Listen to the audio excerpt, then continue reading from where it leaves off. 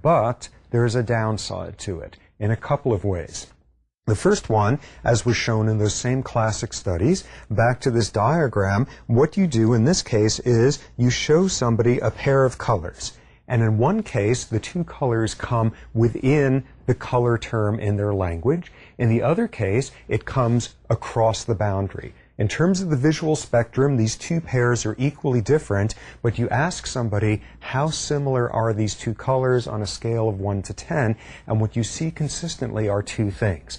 If the two colors come within a color category in that language, people tend to underestimate how different they are. And if they come across a boundary, people tend to overestimate how different they are. Categorical boundaries distort our ability to see the similarities or differences between two different facts. There's another downside to thinking categorically in this way. And for this one, I need to give you an example, and you need to think this through on your own. What you need to do is, I'm going to tell you an imaginary word in English, and what you should do is just think in your head, don't write it down, just think about how you would pronounce this imaginary word, just using the rules of English phonics. Here's the word: C-H-O-P-H-O-U-S-E. How would you pronounce that word? Don't write it down. C-H-O-P-H-O-U-S-E. And if you're like 90% of people out there, including me, what you've just come up with is the imaginary word chofouse. And what you should do when you have a chance is write down that word and see what it actually is. And what you see here now is our third lesson of fall of problems with categorical thinking, which is if you pay too much attention to the boundaries, you have trouble seeing the big picture, the picture as a whole.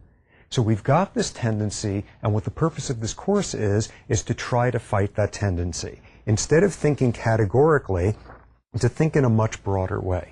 Okay, what do I mean about this when we look at the biology of our behavior? What would count as categorical thinking?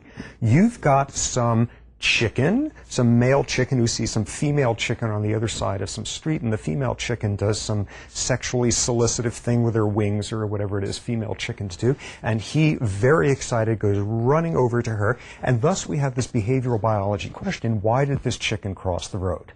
And you could answer this as an anatomist, and you could say, well, because the musculature in the legs of the chicken have a certain fulcrum and all of that. Or you can answer it like an endocrinologist, aha, if and only if this chicken has certain levels of circulating hormones. Or you can answer it like an evolutionary biologist. Over the course of millennia, male chickens who didn't respond to this solicitive gesture left fewer copies of their genes, and you could respond to it in a categorical way. And the challenge of this course is to avoid that categorical thinking. What we'll be doing instead is to start off looking at what a behavior is. In a particular category, in a particular class, sexual behavior, aggressive behavior, parental behavior, and then begin to ask biologically, where did that behavior come from? What we will start off with is a whole bunch of time on the brain, the nervous system, which is in a sense a way of asking what went on in that person's brain 2 seconds before that parental behavior, that aggressive act occurred. What is the neurobiology of where that behavior came from? And for someone thinking categorically in the realm of the brain as a bucket, that's where you stop. This is how you explain behavior, the brain basis of behavior. That's not what we're going to do. What we will then start doing, working back in time, is to then ask an environmental question. What in the environment triggered that brain to produce that behavior? What sound, what smell, what pain, what frustration, beginning to work back in time. Then trying to understand further the things that modulate the nervous system. One step further back, what about the hormones in the bloodstream that day of that individual? How do those hormones make that individual more or less sensitive to that environmental trigger which causes the brain to produce that behavior?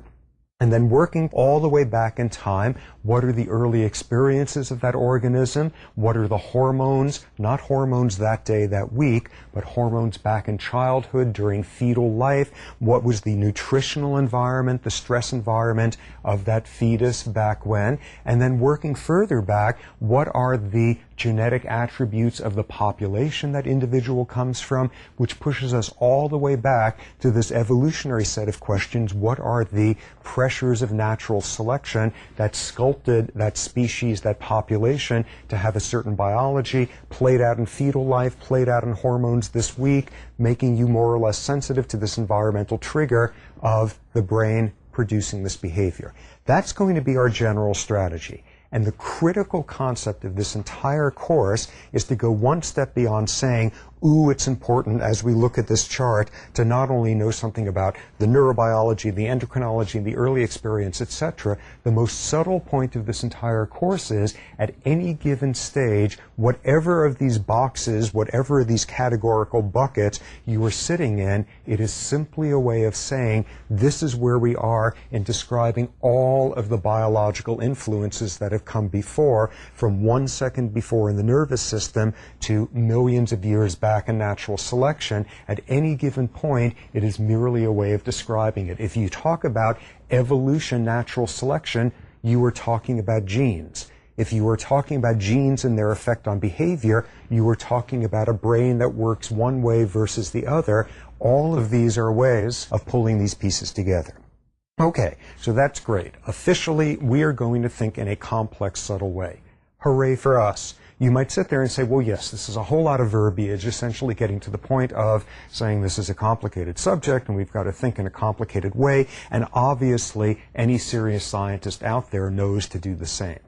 Let me read 3 quotes to you to show you the extent to which all sorts of card-carrying scientists out there have not thought this way. Instead, have thought in very, very demarcated categorical buckets.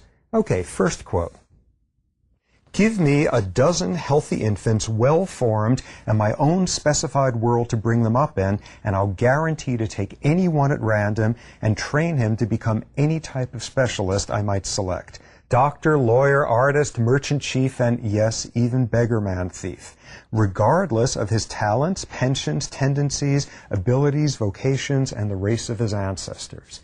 This is someone categorically stuck, pathologically stuck in the notion that environment, reward, punishment, positive, negative reinforcement can control the entire world, and we know that's not true.